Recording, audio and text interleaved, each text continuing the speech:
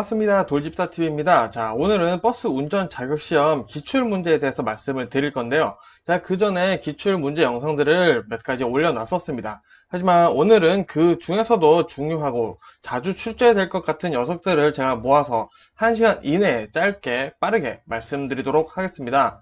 그래서 구체적인 설명은 기존에 올려놨던 영상을 조금 참고해 주셨으면 좋겠고요. 저는 중요한 부분만 짚으면서 넘어가 보도록 하겠습니다. 자, 그럼 바로 시작해 보도록 할게요. 자, 첫 번째 문제, 시내버스 운송사업, 농어촌 버스 운송사업의 운행 형태에 대한 문제가 나왔습니다. 자, 설명 중에 틀린 것을 찾아보도록 하겠습니다. 자, 먼저 정답부터 바로 볼게요. 정답은 2번입니다. 직행 좌석형 어떤 내용이 틀린지 한번 볼게요. 자, 시내 좌석버스를 사용하여 각 정류소에 정차하되, 자, 여기까지는 맞는 내용인데, 시도가 넘는 노선을 운행해서는 안 된다. 자, 그렇지 않고요. 시도가 넘는 노선을 운행해도 됩니다. 자, 두 번째, 시외버스 운송사업의 운행 형태에 대한 설명 중 옳지 않은 것은 마찬가지로 정답 먼저 확인해 보시면 3번 직행형이네요. 자, 시외 직행버스를 사용하고 자, 100km 이내의 운행 구간이나 고속도로 60% 미만 운행하면 중간 정차를 해야 된다. 자, 이게 무슨 말이냐? 자, A에서 B까지 가는 직행버스가 있는데 이 거리가 100km 이내이거나 이 거리 중에 고속도로를 타는 게 60%가 안 된다, 아니면 된다. 이거에 대해서 지금 얘기를 하고 있는 거고요. 자, 100km 이내거나 고속도로의 60% 미만 운행을 하면은 중간 정차를 하지 않아도 됩니다. 자, 요거 애매하게 나올 수 있으니 외워주시고요. 자, 제한 속도가 80km인 도로에 비가 내리고 있네요. 감속돼야 하는 속도는 얼마인가? 자, 비가 내리고 있을 때는 우리는 최고 속도에서 20%를 감속해야 합니다. 자, 그러면은 우리 80km의 20%는 정답 3번 16km가 되겠죠. 이렇게 계산하는 문제 나올 수도 있습니다.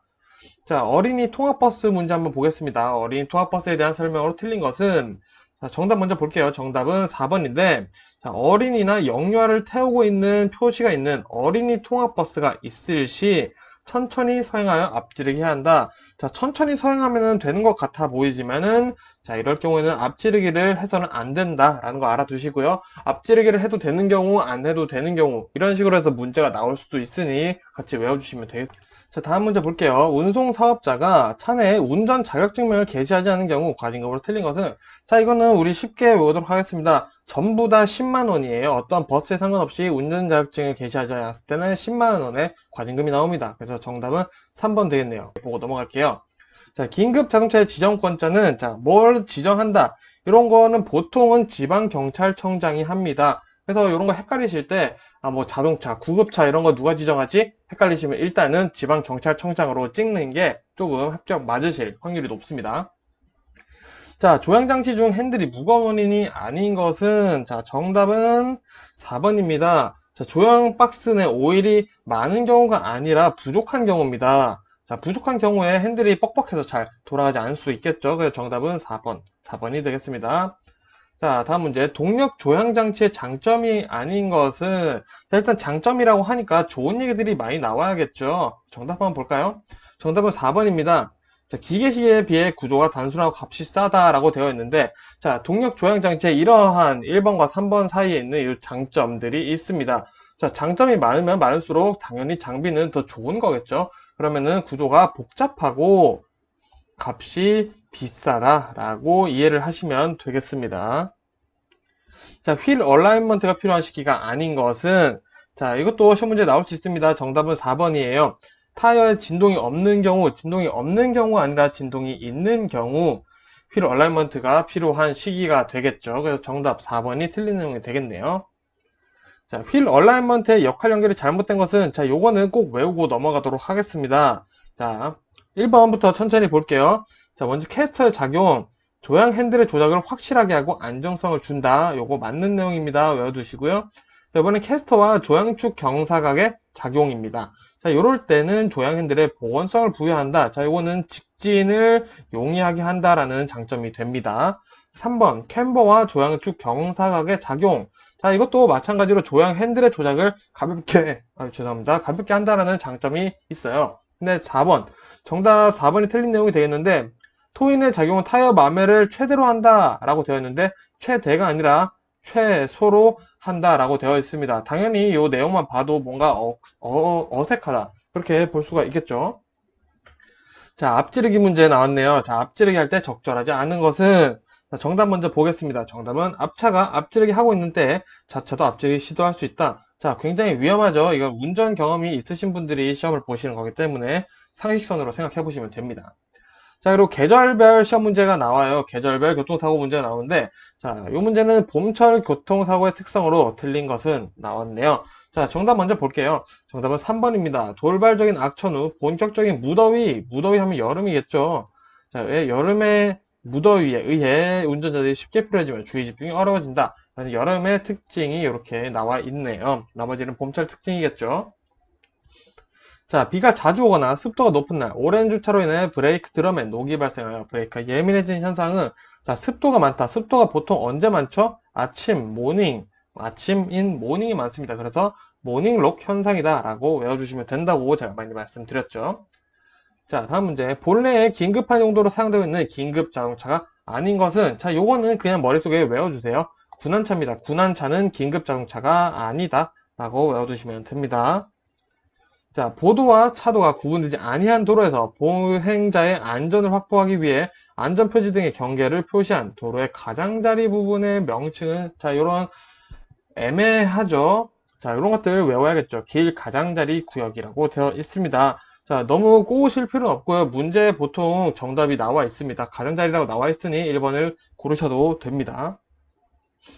자, 차량 신호등 중 황색의 등화에 대한 설명으로 잘못된 것은, 자, 요런 등화의 문제 자주 나옵니다. 색깔별 등화 문제, 의미 알아야겠죠. 그래서 정답을 먼저 보시면은 3번이 되겠습니다. 자, 황색이 등화하고 있어요. 차마의 일부라도. 자동차의 앞부분이 이미 교차로에 진입한 경우에는 그곳에서 정지를 하는 게 아니라 통과를 해야겠죠. 자, 이것도 운전 경험을 살려서 고민을 해보시면 충분히 푸실 수가 있습니다. 자, 교통안전표지 종류에 해당하지 않는 거. 자, 요것도 은근 자주 나옵니다. 자, 외워볼까요? 정답은 4번입니다. 도로 안내표지는 교통안전표지에 해당하지 않는다 라고 알아두시면 되겠습니다. 자, 다음 문제. 다음 중 자전거나 우마 또는 위험물 등을 운반하는 자동차가 통행할 수 있는 차로로 맞는 것은, 자, 정답은 1번입니다. 통행하고 있는 도로의 오른쪽 가장자리 차로, 그러니까 제일 끝차선에서 운행을 해야 된다라는 말이겠죠. 자, 다음 중 교통사고 발생 시 도주사고에 해당하지 않는 것은, 이런 문제 자주 나옵니다. 정답 2번 보겠습니다. 자, 2번. 피해자가 가해자의 연락처, 피해자에게 가해자가 연락처를 건네주고 헤어진 경우네요. 자, 이런 경우에는 일단은 도주사고에 해당하지 않겠죠. 연락처를 줬기 때문에. 이 도주사고에서 일단 중요한 거는 후속조치와 연락처입니다. 자, 그리고 근데 여기서 이제 피해자에게 가해자가 연락처를 줬다라는 거는 피해자가 연락처를 받을 수 있는 의식 상태를 하고 있다라는 거겠죠. 그래서 이런 게 암묵적으로 들어가 있습니다. 자, 황색 주의 신호 기본으로 몇 초 정도 될까요? 정답은 3초입니다. 자, 다만 큰 교차로의 경우 연장될 수 있다라는 거 알아두시고요. 자, 중대 법규 위반 사고 중 중앙선 침범이 적용되는 사례에 중앙선 침범 사고가 언제 해당되냐? 자, 이런 거죠. 정답은 4번입니다. 자, 커브길 과속 운행으로 중앙선을 침범했습니다. 근데 이거는 당연히 내가 과속을 했으니까 중앙선을 침범한 게 의도적이겠죠. 근데 1번과 3번 같은 내용을 보시면은 이거는 내가 의도를 한 게 아니에요. 뭔가 부딪혀서 나를 밀어서 아니면은 뭔가 지형지물 이런 것들 때문에 사고가 난 거기 때문에 이거는 불가항력적이다 라고 판단이 됩니다. 그래서 중앙선 침범 적용 사례가 되지 않습니다. 자, 다음 문제. 자, 다음 중 교통사고 처리 특례법상 과속이란, 자, 이런 내용들을 무시해도 되고요. 앞에 부분들. 자, 그럼 과속이란 규정된 법정 속도와 지정 속도를 몇 킬로 초과한 경우를 말하는가? 자, 이거 누누이 말씀드렸죠. 과속은 20킬로 기준이라고 알아두시면 됩니다. 자, 다음 문제. 음주운전 사고의 성립 요건 중에 틀린 것은, 자, 보통 사고라고 하는 것은 장소적 요건, 이제 피해자적 요건, 운전자 요건, 그리고 도로적 요건, 뭐 이런 식으로 나뉘게 되는데, 그거에 대해서 나누어지게 된 거고요. 일단 2번, 정답이 2번이 틀린 내용이 되겠는데, 자, 장소, 도로가 아닌 곳에서 음주운전은 형사처벌과 행정처분을 동시에 받는다라고 되어 있는데, 자, 도로가 아닌 곳에서 음주운전 하면은 형사처벌을 받습니다. 하지만 행정처분을 받지 않는다라는 거. 그러니까 우리가 뭐 예를 들어서 건설, 건설하는 이제 그 부지 안에서 내가 술을 먹고 운전을 했다. 근데 그것도 당연히 음주운전이 된다라는 겁니다. 대신 행정처분을 받지 않는다라는 거 알아두시면 되겠습니다. 자, 이번에 보도 침범 사고의 성립 요건 해당하는 것들 한번 알아보도록 하겠습니다. 자, 일단은 해당하지 않는 내용 2번인데요. 자, 피해자적 요건. 자, 자전거 이륜차를 타고 가던 중 보도 침범 통행 차량에 충돌된 경우, 자, 그런 거죠. 내가 보도로 자전거를 이렇게 쭉쭉 타고 가고 있는데 갑자기 차량이 이렇게 쳐들어와서 저를 친 거예요. 자, 이럴 때는 자동차가 보도 침범 사고다라고 하지 않는다는 겁니다. 왜냐? 자전거나 이륜차 이런 것들도 보도로 다니면 원래는 안 되죠. 그래서 인도로 다녀야 되는 사람이나 뭐 그런 것들이 있겠죠. 그런 사람들이 사고가 났을 때만 피해자적 요건이 성립된다라는 그런 내용입니다. 다음 문제. 자동차 말소 등록은 신청한 사유가 발생한 날부터 며칠 이내에 신청해야 하는가? 자, 요거 간단히 외워주시면 되겠습니다. 정답은 4번이고요. 자, 이런 것들에 대한 기간이 보통은 30일에서 1개월로 많이 있습니다. 하지만 이게 뭐 절대적인 건 아니라서 정말 모르겠다 싶으실 때는 30일이나 1개월로 찍는 게 오히려 날 수도 있어요. 자, 다음 문제. 자동차 소유자가 국토교통부령으로 정하는 항목에 대하여 튜닝을 하려나 하네요. 자, 튜닝을 하려는 승인 권자는 누군가? 자, 요것만 알면 되죠, 사실. 자, 그래서 정답은 1번입니다. 자, 요거 튜닝 신청해 보신 분들은 뭐 이미 잘 아실 텐데, 이게 구청장에 보통 많이 신고를 하게 되고요. 이제 시골이나 그런 경우는 시장이나 군수에게 신고를 하게 됩니다. 자, 그래서 우리가 조심해야 될 거, 국토교통부령이라고 하니까, 국토교통부 장관 아닌가? 라고 하는데, 튜닝은 시장, 군수, 구청장이다. 라고 알아두시면 됩니다. 자, 다음 문제. 종합검사 기간 내에 신청하여 적합 판정을 받은 자동차는 그 검사 유효기간을 언제부터 계산하는가? 자, 요거 말이 굉장히 어려울 것 같은데, 정답을 가지고 제가 말씀드릴게요. 자, 정답은 2번인데, 직전 자동차의 종합검사 유효기간의 마지막 날의 다음 날부터 계산한다. 즉, 내가 7월 1일에 적합 판정을 받았어요. 그러면은 다음 유효기간이 만일에 1년이라고 가정을 했을 때, 2010년 7월 1일에 받았으니까 1년이면 2011년 7월 1일에 또 까지 받아야 하는가가 아니라 7월 2일부터 그 다음날부터 계산을 한다라는 얘기입니다. 요거 알아두시면 좋을 것 같아요. 다음 문제. 자동차 정기검사 유효기간 만료일과 배출가스 정밀검사 유효기간 만료일이 다른 경우 종합검사를 받아야 할 날은 언제인가? 자, 유효기간 만료일을 A라고 하고 배출가스 정밀검사를 B라고 하겠습니다. 자, 그러면은 A와 B 검사를 받은 날이 다른데 이 유효기간 만료일이 다른데 그러면 언제 종합검사를 받아야 하냐? 요 얘기죠. 정답은 1번입니다. 처음으로 도래하는 자동차 정기검사 유효기간 만료일에 받습니다. 자, 그래서 자동차 정기검사 유효기간 만료일 이 A를 기준으로 해서 종합검사를 받는다라는 거 알아두시면 되겠습니다. 자, 도로법에 정한 도로의 부속물에 해당하는 것은, 자, 이런 건 용어에 대한 설명이죠. 그래서 정답은 2번입니다. 도로의 부속물이란 화물 적재량 측정을 위한 과격차량 검문소, 이런 것들이 해당된다. 즉, 검문소가 부속물이다. 뭐 이런 안전관리소, 뭐 이런 것들도 다 부속물이 될 수 있다라고 할 수 있겠습니다. 자, 대기 중에 떠다니거나 흩날려 내려오는 입자상의 물질을 무엇이라 하는가? 자, 정답은 먼지입니다. 먼지가 이런 내용을 담고 있구나 라고 용어 알아두시면 되고요. 자, 다음 문제. 다음 중 란돌트 고리시표 색상으로 맞는 것은, 자, 요거는 이해하실 필요 없고 바로 흰 바탕에 검은색, 흰 검 이렇게 해서 란돌트 고리시표는 흰 검이구나 라고 외워두시면 되겠습니다. 자, 다음 문제. 전방에 있는 대상물까지의 거리를 목측, 눈으로 보는 거죠. 목측하는 것과 그 기능을 무엇이라 하는가? 이것도 외울 수밖에 없겠네요. 정답은 1번. 신경각과 심시력. 내 눈으로 대충, 저기 있는 대상과 거리가 어느 정도 되겠다라고 파악하는, 눈으로 목측하는 것을 우린 신경각과 그 기능은 심시력이라고 합니다. 자, 다음 문제. 다음 중 제동장치의 종류에 해당하지 않는 것은, 자, 브레이크라서 다 제동장치 같은데, 정답은 4번입니다. 자, 감속 브레이크는 정확히 제동장치에 해당하지는 않는다라고 알아두시면 되겠습니다. 자, 다음 문제. 다음 중 현가장치의 유형이 아닌 것은, 현가장치는 우리 흔히 말하는 쇼바를 얘기를 하고 있죠. 완충 작용을 해주는 겁니다. 자, 다 스프링이라고 되어 있는데 요거 헷갈리시죠? 그래서 3번 강판 스프링은 현가장치가 아니다 라고 외워두시면 되겠습니다. 그러면은 현가장치는 판 스프링, 코일 스프링, 공기 스프링 이렇게 3개가 있다라고 외워두시면 되겠죠? 자, 다음 문제. 변속기의 구비 조건이 아닌 것은 장점, 단점. 이런 것들을 물어보는 문제가 많이 나옵니다. 정답 보시면은 4번 연속적으로 또는 수동적으로 변속되어야 한다라고 되어 있는데, 자, 변속기는 그러라고 존재를 하는 게 아니죠. 자동적으로 변속이 되는 게 아무래도 더 좋겠죠. 자, 마침 다음 문제가 자동 변속기 문제네요. 자, 자동 변속기의 장점이 아닌 것은, 자, 정답은 4번입니다. 자, 구조가 단순하고 가격이 싸다. 자, 아까 말씀드렸던 것처럼 이 장점에 대해서 나오는 것들은 보통은 구조가 복잡하고 비쌉니다. 왜? 좋은 것들, 좋은 내용이 많이 나오니까 그만큼의 기능을 하려면 구조가 복잡하고 비싸질 수밖에 없겠죠. 자, 그런 식으로 유추해서 문제를 푸시는 것도 어느 정도 가능하다라고 알아두시면 되겠습니다. 자, 다음 문제. 튜브리스 타이어의 특징이 아닌 것은 정답 바로 보겠습니다. 자, 4번 유리조각 등에 의해 손쉽게 수리할 수 있다라고 되어 있는데 수리할 수가 없습니다. 자, 이 튜브리스 타이어는 일단은 고속 주행 시 안정성을 고려를 해서 만든 건데 타이어 안에 튜브가 없는 거예요. 그래서 못 같은 거에 찔리면 괜찮은데 이제 유리조각 등에 의해서 파손이 된 거에 대해서는 수리를 할 수가 없다라는 단점을 가지고 있습니다. 자, 튜브리스 타이어의 대표적인 단점이니까 외워두시면 되겠습니다.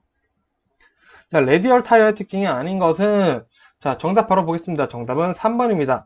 자, 스탠딩 웨이브 현상이 잘 일어난다? 자, 그렇지 않습니다. 레디얼 타이어 마찬가지로 안정성을 위주로 해서 나온 거기 때문에 스탠딩 웨이브 현상이 잘 일어나지 않습니다. 자, 그래서 이 스탠딩 웨이브 현상이라는 게 뭐냐라고 말씀드리면은 그림을 좀 그려볼게요. 자, 여기 땅이 있고요. 타이어가 이렇게 빙글빙글 돌아가고 있습니다. 자, 그럼 이 땅과 타이어가 만나는 접지부가 있겠죠. 이 접지부에 그러면은 계속 돌다 보니까 열이 발생하는데 이 열 때문에 접지부 뒤쪽으로 타이어에 쭈글쭈글한 주름이 발생합니다. 일시적으로. 하지만 보통 같은 경우에는 이 주름이 다시 접지부로 돌아오는 데까지 쉽게 돼요. 그래서 이 타이어가 계속 굴러가게 되는데 속도가 너무 빠르면은 이 주름, 이 열 때문에 생긴 주름이 다 펴지지 않은 상태로 접지부에 닿게 됩니다. 그래서 타이어에 진동이 생기는데 그것을 이제 스탠딩 웨이브 현상이라고 얘기를 하고요. 보통 150km의 전후의 속도에서 발생한다는 것까지 알아두시면 또 스탠딩 웨이브 문제가 나왔을 때 금방 푸실 겁니다. 다음 문제. 고속도로에서 고속주행 시 주변에 경관이 흐르는 선과 같이 보이는 현상은, 자, 요거는 유체 자극의 현상입니다. 자, 뭔가 이렇게 산이 연결돼서 쭉 이렇게 내가 차를 타고 이쪽으로 가면 여기 뭔가 계속 연결돼서 흐려 보이는 현상 있죠? 그거를 유체 자극 현상이라고 합니다. 자, 다음 문제. 방어 운전의 내용이 아닌 것은, 자, 요거 은근 헷갈리다고도 할 수 있을 것 같습니다. 자, 그래서 정답 보시면은 일단 방어 운전하면 연료 소비와는 관계가 없다라고 되어 있는데, 자, 방어 운전을 한다는 것 자체가 일단은 경제 운전과 연관이 있습니다. 자, 방어 운전을 하게 되면은 아무래도 급브레이크나 급발진 이런 것들도 하지 않겠죠. 그러면 연료 소비량도 작을 거고요. 그에 따른 부품의 마모도 적기 때문에 또 이제 그 부품을 교체할 때 드는 비용도 절감이 됩니다. 그래서 4번 연료 소비와는 관계가 충분히 있고요. 또 추가로 알아두시면은 방어 운전 안 한다는 게 곧 난폭 운전이 될 수도 있다라는 거 알아두시면 되겠습니다. 다음 문제. 운전자가 자동차를 정지해야 할 상황임을 지각하고 브레이크를 페달로 발을 옮겨 브레이크가 작동하는 시작하는 순간까지의 시간과 그때 자동차가 지나간 거리에 대한 각각의 명칭을 보시면은, 자, 요 문제 진짜 자주 나옵니다. 꼭 개념 잡아 두셔야 되는데 정답은 2번입니다. 자, 내가 지각을 했어요. 지각한 순간부터 브레이크 페달로 발을 옮겼습니다. 아직 밟지는 않은 상태고요. 자, 그러면 페달을 밟은 상태에서 이제 정지하는 단계가 있겠죠. 자, 요 사이를 이제 공주라고 얘기를 하고요. 요 사이를 우리는 이제 제동이라고 얘기를 합니다. 그리고 이 전체 공주와 제동을 합친 것을 이제 우리는 정지라고 얘기를 합니다. 그래서 이 개념 꼭 알아두시고요. 이렇게 시험 문제에 섞여서 나올 수가 있습니다. 자, 다음 문제. 자동차의 배출가스 색으로 구분할 수 있는 엔진의 건강에 대한 설명으로 틀린 것은, 자, 먼저 청색이 있고요. 그리고 검은색이 있네요. 또 청색 나왔고 백색 나왔습니다. 그래서 정답 보시면은 3번입니다. 자, 일단 청색은 엔진 속에서 극소량의 엔진 오일이 실린더 위로와 완전 연소된 경우다. 자, 라고 되어 있는데, 자, 청색, 무색은 일단은 정상이죠. 정상 색깔은 청색과 무색이고요. 그리고 검은색은 혼합가스가 불완전 연소되는 경우 이제 배출가스가 검은색으로 나오게 되겠고요. 백색은 엔진 안에서 다량의 엔진 오일이 실린더 위로 올라와 연소된 경우다 라고 되어 있습니다. 그래서 요 청색, 검은색, 백색 요 차이 알아두시면 되겠습니다. 자, 다음 문제 길어깨 갓길이죠. 자, 갓길에 대한 설명으로 틀린 것은 정답은 3번. 길어깨가 토사나 자갈, 잔디로 되어 있는 경우보다 포장된 노무일 때 더 불안정하다. 자, 말도 안 되는 내용이죠. 당연히 틀린 내용이죠. 자, 다음 문제 보겠습니다. 방어 울타리에 대한 설명으로 틀린 것은, 자, 이것도 단골 문제예요. 방어 울타리에서 가장 중요한 핵심이라고 할 수 있는데 정답은 4번입니다. 자, 방어 울타리는 교통사고를 방지할 수 있어야 하는 것이 아니라 교통사고의 유형 변경을 해주는 거예요. 자, 예를 들어서 우리가 자동차끼리 이렇게 마주보고 오는 상황인데 가운데 중앙선인밖에 없어요. 근데 얘가 역주행을 하면은 충돌 사고가 되겠죠. 근데 여기에 연석이 있거나 이제 또 방어 울타리에 있는 경우는 이 자동차가 여기에 부딪혀서 역주행을 하는 경우는 안 생기겠죠. 하지만 사고가 안 생기는 거는 아니다라는 거 알아두시면 좋겠습니다. 이게 방어 울타리의 핵심이에요. 자, 다음 문제. 여름철 타이어 마모 상태를 점검할 때 타이어 트레이드 홈의 깊이가 최저 몇 미리 이상 되어야 되는지 확인해야 하는가? 자, 정답은 2번. 1.6mm는 돼야지 수막 현상이 일어나지 않는다 라고 알아두시면 되겠습니다. 다음 문제. 심한 일교차로 1년 중 가장 안개가 많이 끼는 계절은 안개가 가장 많이 끼는 계절은 일단은 봄과 가을인데 그 중에서도 가을이 더 안개가 심하다라는 거 알아두시면 되겠습니다. 이거는 헷갈리실 수가 있어요. 안개가 많이 끼는 거는 가을이다. 다음 문제. 차량에 적재하여 운반하는 충전 용기는 항상 몇 도예를 유지하여 하는가? 정답은 40도. 40도 이하로 유지를 해야 한다는 거 알아두시면 되겠습니다. 다음 문제. 자동차에 운전하고 터널을 통과하는 도중에 화재가 발생했네요. 이때 운전자 행동으로 가장 옳은 것은, 자, 요거는 문제 한번 전부 다 읽어보시고요. 일단은 정답 4번인데, 자, 차량 엔진 시동을 끄고 차량 이동을 위해 열쇠는 꽂아둔 채, 요게 핵심입니다. 열쇠는 꽂아둔 채 신속하게 내려 터널 밖으로 대피를 한다가 정답이 되겠습니다. 자, 그리고 나머지 내용, 당연히 차 안에서 대기하면 안 되겠죠. 그리고 도난방지를 자동차 문을 잠그면 나중에 소방 인력분들이 오셔서 이제 자동차 이동을 하는데 좀 문제가 생길 수도 있습니다. 그리고 유턴해서 반대 방향으로 되돌아가는 거는 무질서를 야기를 하겠죠. 네, 다음 문제. 다음 중 틀린 것은 용어 문제네요. 자, 정답은 4번입니다. 자, 요거 제가 기출문제 아니더라도 버스 운전자의 핵심 영상 요약할 때도 말씀드렸던 내용인데 꼭 1번, 3번 일단 내용 꼭 읽어보시고요. 4번 거림 체감제라는 것은 이용거리가 증가함에 따라 단위당 운임이 높아지는 것이 아니라 낮아지는 겁니다. 자, 그래서 요것만 좀 말씀드리면은 A에서 B까지 가려고 하는데 10km 거리예요. 근데 이 버스는 1km당 원래 100원을 받아요. 근데 10km면 원래 1000원을 받아야겠죠? 근데 이용거리가 증가하기 때문에 단위당 운임을 낮춰줘서 한 9,000원만 받을게 이렇게 얘기를 하는 게 바로 거리 체감제다라는 거 알아두시면 되겠습니다. 자, 다음 문제. 물류관리 기본 원칙 중 3S, 1L 원칙에 대한 설명으로 3S가 아닌 것은, 자, 요거는 혹시 몰라서 말씀드렸어요. 화물 운송 자격증 시험에서 꼭 나오는 내용인데 간간히 또 버스에서도 나오는 게 보이더라고요. 그래서 이 3S에는 스피드, 세이프, 슈어 이 세 가지가 들어가 있고요. 그래서 공급망은 들어가지 않습니다. 그리고 1L은 이제 로우, 낮은 원가, 이제 낮은 비용 이런 것들을 알아두시면 되겠습니다. 자, 다음 문제. 다음 중 운송 중에 중간 지점에서 운전자만 교체하는 수송 방법은 무엇인가? 자, 정답은 4번. 이어타기 수송이다. 자, 운전자 교체되니까 이게 뭔가 바꾸는 거 아닌가 하는데 요거는 이어타기라는 거 알아두시면 되겠습니다. 왜? A에서 B까지 가는 건 동일하지만 운전자만 교체를 한 거죠. 그래서 이거는 이어서 계속 가는 느낌이다 라고 알아두시면 되겠습니다. 자, 다음 문제. ABS 브레이크 작동 시스템의 종류죠. 자, ABS 특징이 아닌 것은, 자, 정답 바로 보시면은 2번입니다. 자, 앞바퀴의 고착으로 인해 조향 능력이 상실된다. 자, 이 고착이란 것은 앞바퀴가 움직이지 않는 것을 의미를 하는데 ABS는 앞바퀴 조향의 능력이 그대로 유지된다라는 게 또 장점이 되겠죠. 그래서 이건 상실되는 것이 아니라 조향 능력이 오히려 발동된다. 더 효과적으로 사용 가능하다라는 거 알아두시면 되겠습니다. 앞바퀴의 고착도 이미 틀린 말이겠죠. 자, 대형 교통사고의 사망자 기준은 알고 계시겠죠? 다 3명부터 됩니다. 자, 공영제, 버스 공영제의 장점이 아닌 것은 이런 거 시험 문제 무조건 나오죠? 정답은 1번. 책임의식 증가 및 생산성 향상이라고 되어 있는데 요거는 반대입니다. 책임의식이 감소를 하고요. 생산성도 마찬가지로 낮아집니다. 왜냐, 이거는 뭔가 매너리즘에 빠지죠? 뭔가 경쟁이 아니라 공영제, 나라에서 관리를 하다 보니까 내가 일을 많이 안 해도 그냥 어느 정도 월급 나오고 일을 열심히 해도 월급이 똑같으니 약간 책임의식이 줄 수 있다. 이런 단점이 된다라는 거 알아두시면 되겠습니다. 자, 준공영제 특징이 아닌 것은 준공영제는 민영제 플러스 공영제죠. 자, 정답은 4번입니다. 자, 버스 노선 요금 조정, 버스 운행 관리는 지방자치단체에서 개입하지 않는다. 자, 요거 버스 노선 이런 것들은 지방자치단체에서 나라에서 개입을 한다는 거 알아두시면 되겠습니다. 그래서 틀린 내용이 되겠네요.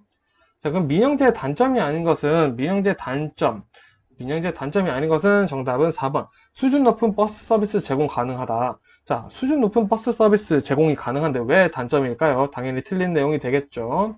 나머지 내용들 같이 1번, 2번, 3번 잠시 일시정지했다 꼭 읽어보시고요. 자, 이용거리와 상관없이 일정한 요금을 부과하는 요금 체계는, 자, 아까 요금 체계 나왔었죠? 정답은 1번. 단일 운임제다. 그냥 딱 정해버렸다. 라는 거고요. 구역 운임제는 그냥 구역을 정해서 여기서 이 구역을 넘어가면은 100원 추가되어 이런 것들, 이런 내용이 되겠네요. 자, 다음 문제. 도심과 외곽을, 오타가 좀 있네요. 죄송합니다. 외곽을 잇는 주요 간선도로에 버스 전용 차로를 설치하여 급행버스를 운행하는 대중교통 시스템은, 자, 말이 굉장히 헷갈리죠? 정답은 3번입니다. 자, 여기 간선도로라고 나와 있고요. 간선 고르시면 되고, 자, 우리 급행버스 운행한다고 되어 있네요. 급행입니다. 자, 이런 식으로 유출해서 풀 수 있는 문제가 간간히 나오기 때문에 정말 문제 잘 읽어보셔야 됩니다. 자, 그리고 교통카드 시스템 효과 한번 보도록 하겠습니다. 자, 우리 이런 거는 대충 읽어봐도 문제를 금방 풀어요. 정답은 3번.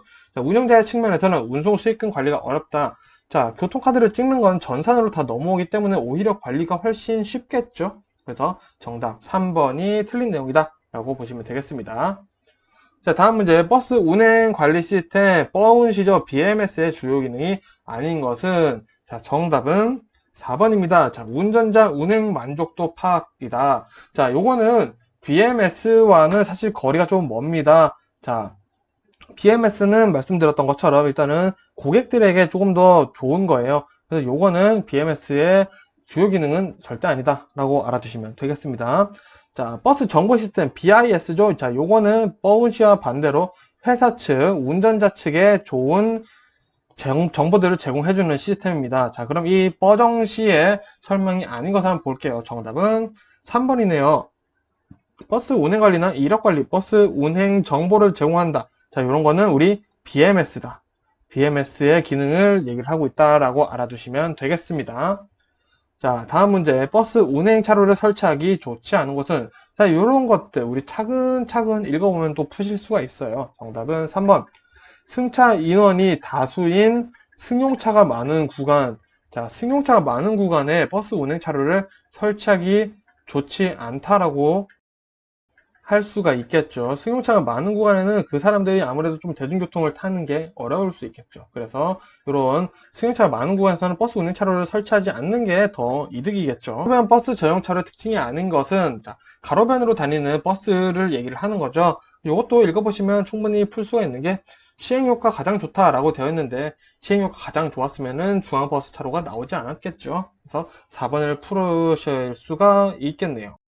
자, 마지막 문제입니다. 차량 고장 시 조치사항에 대한 틀린 것은, 자, 요 문제 뉘앙스 잘 잡으셔야 됩니다. 자, 정답 먼저 보시면 4번인데, 이렇게 갓길에 비상전화를 사용한 경우 차의 후방에 경고 반사판을 설치한다. 이게 왜 틀린 내용일까요? 라고 고민을 하시면 안 됩니다. 왜냐, 이 비상전화를 사용하기 이전에 후방에 경고 반사판을 먼저 설치해야 돼요. 자, 그래서 이 차량 고장 시 가장 중요한 거를 일단 알아두시면, 일단은 후방 조치입니다. 후방 조치라는 건 뭐냐? 2차 사고 예방이에요. 그래서 가장 중요한 것은, 내가 이제 차가 좀 이상이 있는 것 같아서 갓길로 차를 댔죠? 갓길로 차를 댄 다음에는 내 차를 누가 와서 뒤에서 추돌할 수도 있기 때문에 일단은 2차 사고 예방을 하는 게 가장 중요하고, 2차 사고 예방을 한 뒤에 신고를 하는 것이 정석입니다. 그래서 요 순서 꼭 알아두시면 좋을 것 같습니다. 그러면은 이런 문제 나왔을 때 절대 헷갈리시지 않을 것이고요. 제가 지금 좀 빨리 말씀드리다 보니까 생각했던 것보다 시간이 좀 더 짧아지게 됐는데, 여기 있는 내용들 조금 일시정지 해 가시면서 공부를 하시면 더 좋을 것 같고요. 이 안에 있는 내용 정도는 제가 90% 정도는 숙지를 꼭 하셔야 된다라고 꼭 확실하게 말씀드리도록 하겠습니다. 자, 그래서 모든 분들이 이제 합격 꼭 하셨으면 좋겠고요. 설명 이런 추가 내용들은 자, 올려놓은 기출문제 풀이 영상을 좀 참고를 하시면 더 도움이 되지 않을까 싶습니다. 지금까지 봐주셔서 감사합니다. 감사합니다.